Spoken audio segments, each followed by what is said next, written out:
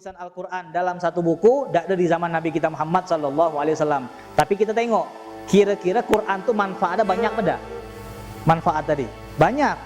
Orang yang kerasuk, nah bisa kan? Coba kalau seandainya ada orang kerasuk, gimana lah, tolong bacakan ayat inilah. Oh ada. Di mana kan nulisnya? Di pelepah kelapa sana. Nah, gimana kita bawa pelepah kelapa jadi? Atau kita majelis ilmu, kata guru, besok Eka bawa buku, kan sedap gitu kan? Ada yang bawa buku, bawa kertas, cukup. Ada yang punya HP, tinggal cetak di HP, gampang. Coba kalau seandainya nulis pakai pelepah kelapa, kira-kira masjid itu ramai tidak?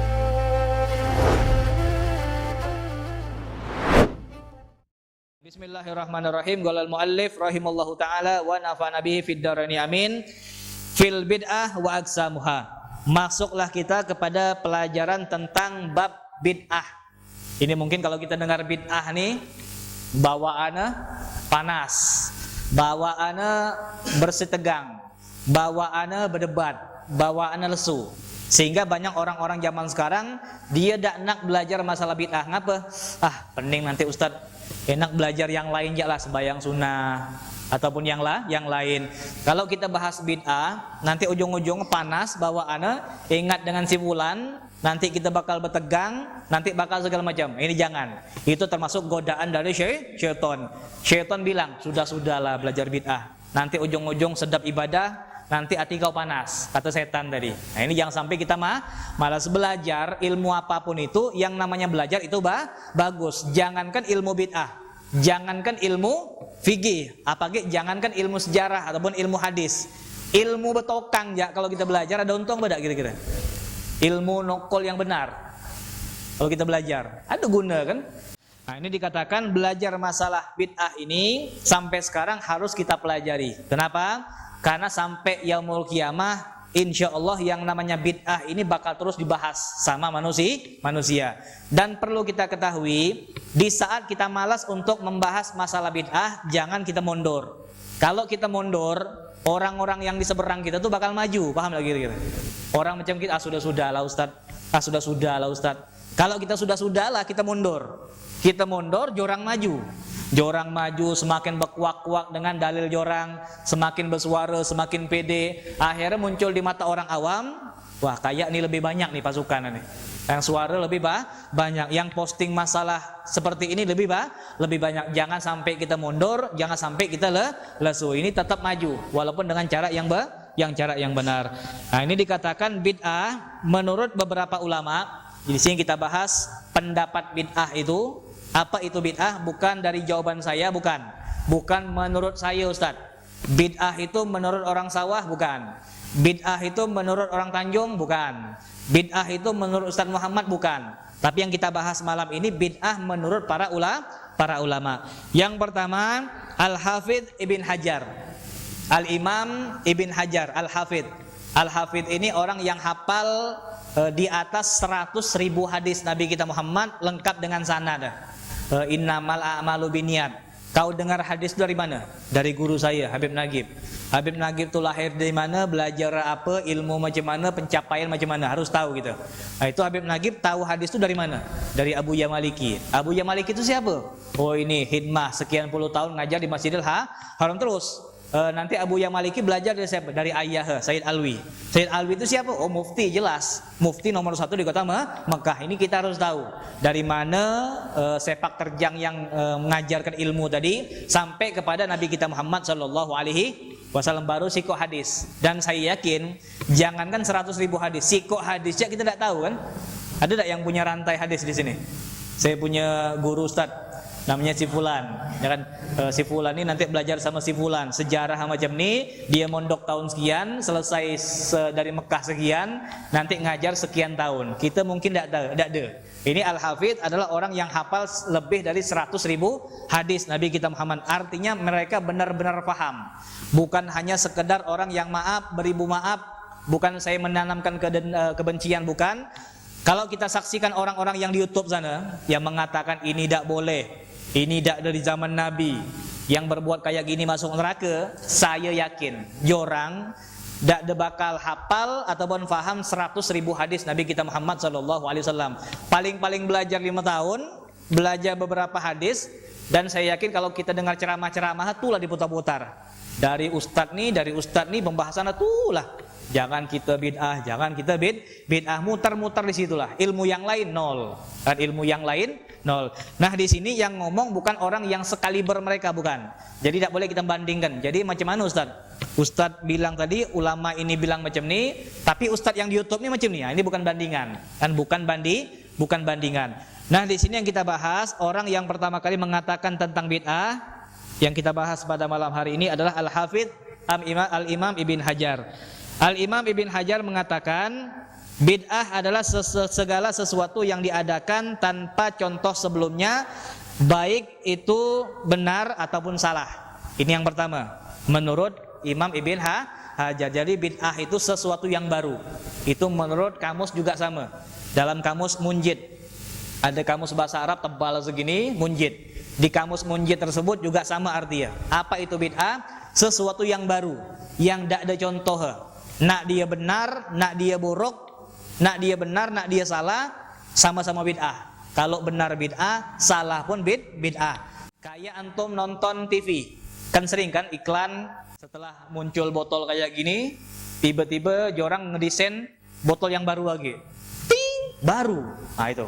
Ini kalau kita artikan kapan jorang nyebut baru tadi, bid'ah. Nah itu kalau bahasa Arab. Jadi kalau kita nonton di Arab macam itulah, bid'ah. Ya kan? Ada sampo baru. Ucapannya sama lah. Jadi kapan dia ngomong bid'ah ataupun baru ataupun rasa baru. Ini kalau kita ambil bahasa itu adalah bid'ah. Jadi mereka kadang-kadang menyempitkan.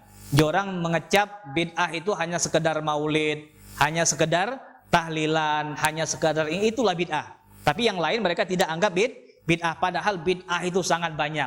Bahkan kalau kita hidup tanpa bid'ah, mungkin tidak bisa. Peci kita bid'ah, baju kita bid'ah, bekancing macam ni bid'ah, surau macam ni ada lampu molek, ada kipas angin bid'ah. Kalau nak ikut Nabi pakai itu atap apa? Rebak Nepal. Nah, atap rebak Nepal tu batang-batang kelapa, bawah ni lumpur-lumpur. Lumpur kira-kira kalau surau kita macam tu datang enggak ya, Kak? Saya jadah datang. Ya kan?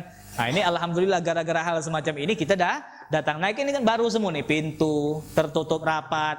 Nah, ini disebut dengan bid'ah. Jadi pemahaman pertama kita, kunci kita malam hari ini, kita harus tahu apa itu bid'ah. Bid'ah itu bukan hanya maulid, bukan hanya tahlilan, bukan hanya khotaman Al-Quran, bukan. Tapi semuanya adalah bid'ah. Pokok yang tidak ada zaman Nabi, nak itu masalah dunia, nak itu masalah akhirat, semuanya adalah bid'ah. Kira-kira nyambung lah nih. Mobil bid'ah apa dah? Nah, ini kalau kita ngomong sama orang, tuh mobil bid'ah. Wah, lain. Maksud kami bid'ah nih bukan dunia. Nah, itu kan enggak. Itu berarti mereka tidak faham. Mereka kurang faham arti bid'ah tadi. Mereka nyambung bid'ah agama gitu.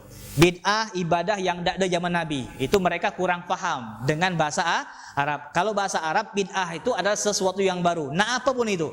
Nak baik, nak buruk. Jadi kunci pertama kalau kita nak melangkah ke depan, kalau kita belum paham langkah pertama tidak bakal maju ke depan. Jadi harus paham dulu. Yang nama dakde zaman Nabi itu namanya bid'ah apa aja lah. Kita ni bid'ah semua. Jadi kalau kita ketemu orang, dia bilang, "Eka dari mana?" Tahlil.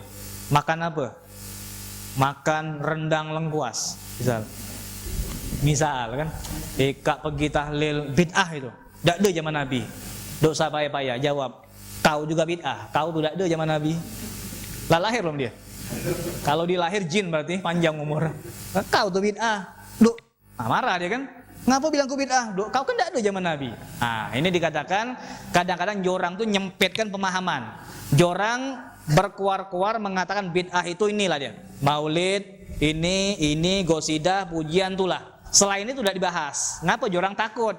Kalau seandainya jorang bilang yang lain ini bid'ah, nanti masyarakat luas tidak bakal nerima pendapat mereka. Tapi dan Imam Syafi'i mengatakan al bid'atu bid'atan.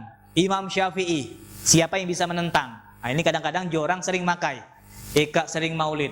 Imam Syafi'i maulid apa dak? Nah, sering jorang gitu kan? Imam Syafi'i maulid apa dak? Kan kita bilang jangankan maulid, kan Untuk yang lain ya Imam Syafi'i tidak sempat. Soalnya kehidupan beliau hanya ilmu sampai dikatakan saking pikiran Imam Syafi'i itu ilmu terus. Kapan beliau pernah nulis dikatakan waktu itu beliau batal wudu, beliau ke belakang. Pena tuh jalan sendiri dikatakan. Kan saking 24 jam ilmu semua. Dan jadi wajar kalau seandainya beliau tidak maulid, hati nyambung terus sama Nabi, ya kan, di otak ilmu Nabi, bahkan yang jelaskan tentang sunnah Nabi beliau. Jadi tidak perlu yang namanya maulid. Tapi kalau kita nih butuh maulid, kita baru tahu tentang Nabi kalau seandainya hadir acara maulid Nabi kita Muhammad SAW.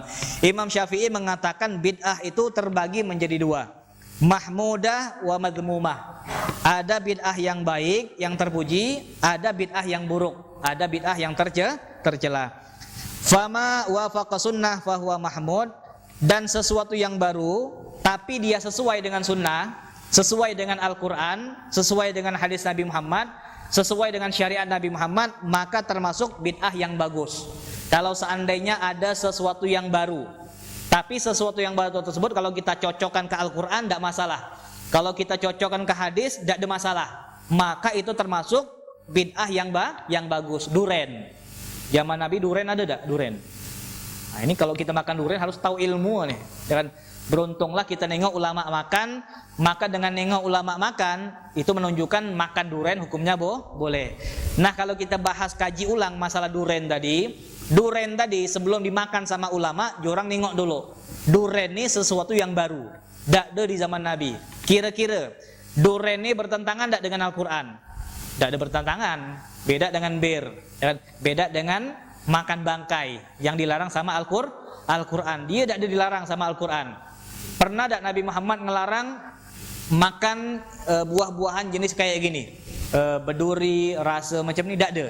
Jadi kapan dia tidak bertentangan dengan hadis, tidak bertentangan dengan Al-Quran, maka hukumnya boleh. Berbeda dengan yang lain. Kalau seperti angker bir kan disesuaikan.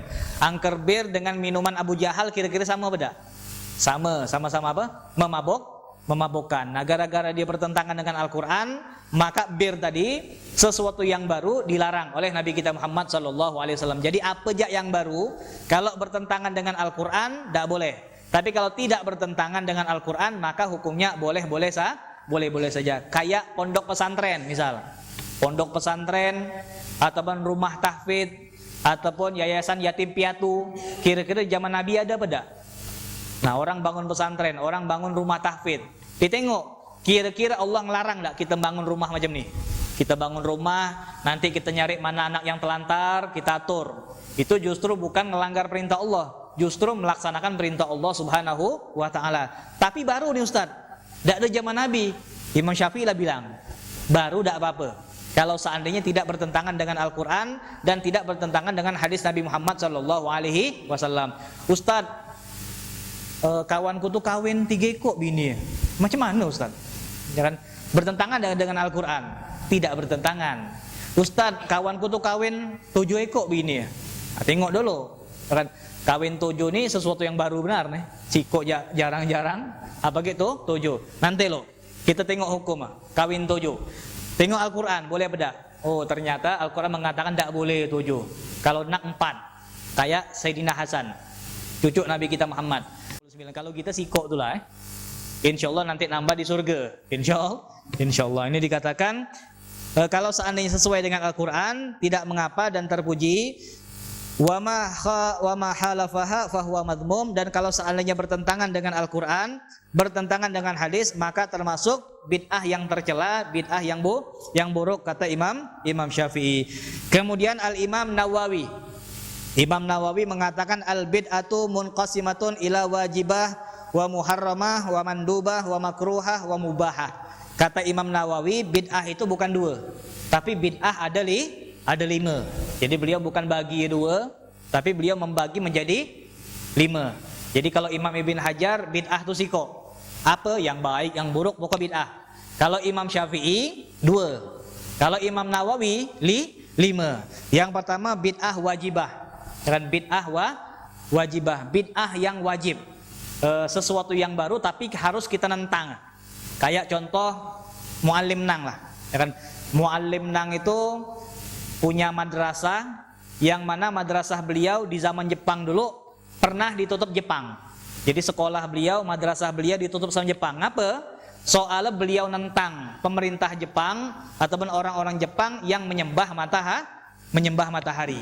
Ya kan, ini orang-orang Jepang nyembah matahari, diprotes, kan? Diprotes oleh Muallim Nang tadi. Nah, cara beliau memprotes dengan pemerintah tadi, dengan mendatangi, dengan resmi, dengan surat segala macam. Nah, cara seperti ini belum ada di zaman Nabi Muhammad, kan? Belum ada di zaman Nabi Muhammad Shallallahu Alaihi Wasallam. Karena berbeda. Kalau zaman Nabi Muhammad cara negah berbeda, penyampaiannya berbeda.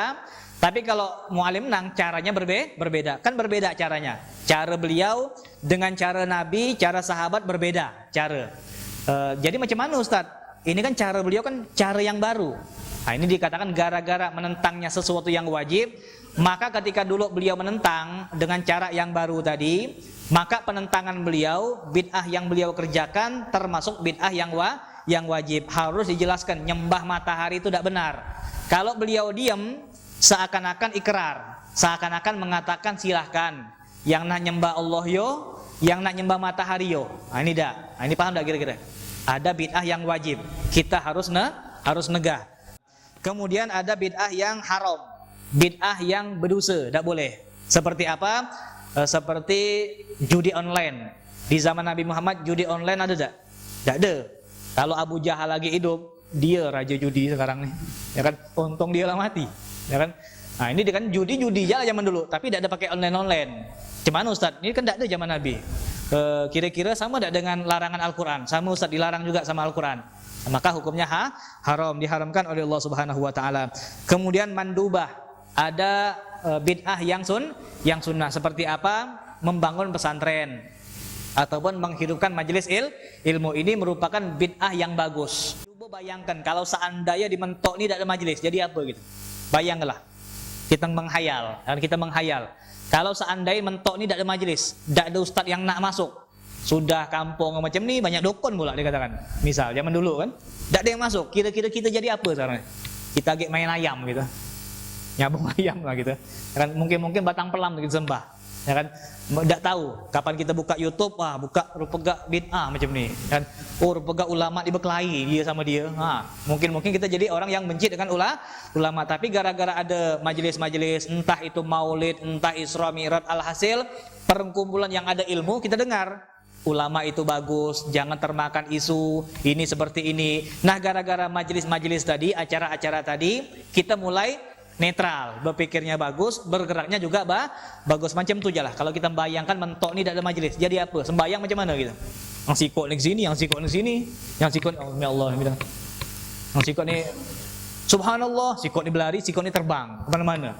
Tapi kalau seandainya ada majelis, itu sangat bagus. Nah, ini dikatakan adanya majelis tadi bukan wajib, tetapi sesuatu yang bagus, yang disukai oleh Nabi kita Muhammad sallallahu alaihi wasallam. Wa makruhah, ada juga bid'ah yang makruh. Yang terakhir ada bid'ah yang mubah. Ini kalau kita pelajari nanti bakal ada pembahasan khusus. Ada bid'ah yang boleh-boleh yalah. Kita mengerjakan berpahala dak, berdosa dak. Kayak makan nambah. Kan kayak makan nambah. Antum makan berapa piring? Saya tidak ada bahas Pak Rapli lagi nih. Saya ngadap ke sini. Ya kan? Antum kalau makan berapa piring? Sepiring setengah Ustaz. Nah, neca. Padahal 2 piring setengah. Kalau zaman sahabat, mereka tuh ngikut Nabi. Kalau Nabi makan sehari sekali, jorang makannya sehari sekali. Tapi kalau kita makan pagi lain, makan siang lain, terlambat kita ngerotok, piring pecah. Ya kan? Makan malam lain lagi, lom gorengan sore, lom martabak malam, lom kopi pagi-pagi sama roti gaben. Itu makan juga sebenarnya. Jadi makan kita ini 17 kali sehari, kan? 17 kali. Masalah bumbu, zaman dulu tidak ada sebanyak kita bumbu. Zaman sahabat kalau makan kambing, tanyalah sama sahabat, percaya. Bumbu tidak sebanyak kita. Kalau kita makan segini bumbu, belum sasa, sesendok, kan? Biar sedap. Bakso segini. Masako seberapa, micin seberapa, lom saus, lom segala macam, rasa macam-macam. Maka kita ni orang Indonesia kalau ngomong bahasa Arab tu lain rasa, kan lah, lain tak kayak semudah orang Arab bedang lah, dosa jauh-jauh kayak Habib Bagir kan lama di Mekah, Jadi makan beda dengan kita selama ini kemarin-kemarin. Jadi lidah beliau, cara ngomong beliau berbeda. Kapan baca Quran sama tidak dengan saya? Lain. Terus sama lah. Terus takut beda, ya kan? Kalau beliau jadi imam, sedap rasa. Nak dua juz lah. Tapi kalau Ustaz Muhammad yang imam, kulhu jadilah. Ya. Kalau banyak-banyak masuk angin orang. Nah, ini dikatakan memang makanannya berbeda. Kalau orang Arab itu ataupun munsyid, antum mungkin dengar orang yang biasa qasidah, kan beda kan? Di sini dikatakan mahyal bid'atul hasanah, apa itu bid'ah yang hasanah? Ia mar'ahu aimmatul huda mimma yuwafiqul kitab wa sunnah min haitsu itsarul anfa wal aslah. Apa itu bid'ah yang bagus? Ambil contoh seperti Al-Qur'an lah. Apa itu bid'ah yang bagus? Bid'ah yang bagus adalah sesuatu yang dipandang bagus oleh ulama. Nah, ini perlu kita pahami. Bukan yang dipandang bagus sama manusia, bukan. Tapi yang dipandang bagus sama ulama. Kalau seluruh ulama ataupun kebanyakan ulama mengatakan ini bid'ah tapi bagus, maka itu merupakan bid'ah yang bagus. Seperti apa? Kajam'il Quran fil mushaf, seperti mengumpulkan Al-Quran dalam satu buku. Perlu kita ketahui di zaman Nabi Muhammad Quran itu tidak ada. Di zaman Nabi Muhammad Quran itu di otak semua. Dan Quran itu di otak. Yang nulis paling-paling hanya beberapa orang, bisa dihitung pakai jari, sahabat yang nulis. Kemudian orang tuh nulisnya bukan di buku, bukan, tapi ditolang. Kan ditolang di dinding rumah jorang, ya kan? Tidak ada yang di buku. Nanti Nabi Muhammad punya istri sampai di zaman Sayyidina Utsman baru nulis di atas kertas. Jadi penulisan Al-Quran dalam satu buku tidak ada di zaman Nabi kita Muhammad SAW. Tapi kita tengok, kira-kira Quran tuh manfaatnya banyak pada? Manfaat tadi banyak. Orang yang kerasuk, nah bisa kan? Coba kalau seandainya ada orang kerasuk, cemana lah tolong bacakan ayat inilah. Oh ada. Di mana kan nulisnya? Di pelepah kelapa sana. Nah, gimana kita bawa pelepah kelapa tadi? Atau kita majelis ilmu nih, kata guru besok Eka bawa buku, kan sedap gitu kan? Ada yang bawa buku, bawa kertas, cukup. Ada yang punya HP, tinggal cetak di HP, gampang. Coba kalau seandainya nulis pakai pelepah kelapa, kira-kira masjid kita ramai pada? Habib Budin bawa pelepah kelapa, Pak Rafli bawa pelepah rebak Nepal, ramai tak kira-kira? Duk Pak Rafli, bawa apa? Untuk nyatat Ustaz, ilmu-ilmu di sini. Nah, ini dikatakan zaman dulu nyata ada di pelepah kelapa, dan di pelepah kurma ataupun di batu, di daun segala macam. Nah, setelah wafat Nabi kita Muhammad, baru Al-Quran ditulis di kertas, walaupun kertasnya berbeda. Kalau zaman dulu kertas yang berasal dari kulit. Kalau sekarang berasal dari tumbuhan dan campuran yang lain. Alhasil Al-Quran yang dibukukan satu buku itu tidak ada di zaman Nabi kita Muhammad.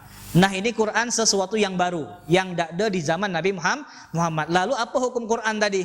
Apa orang yang buat Quran, orang yang menciptakan Al-Quran, orang yang menciptakan sesuatu yang baru masuk neraka?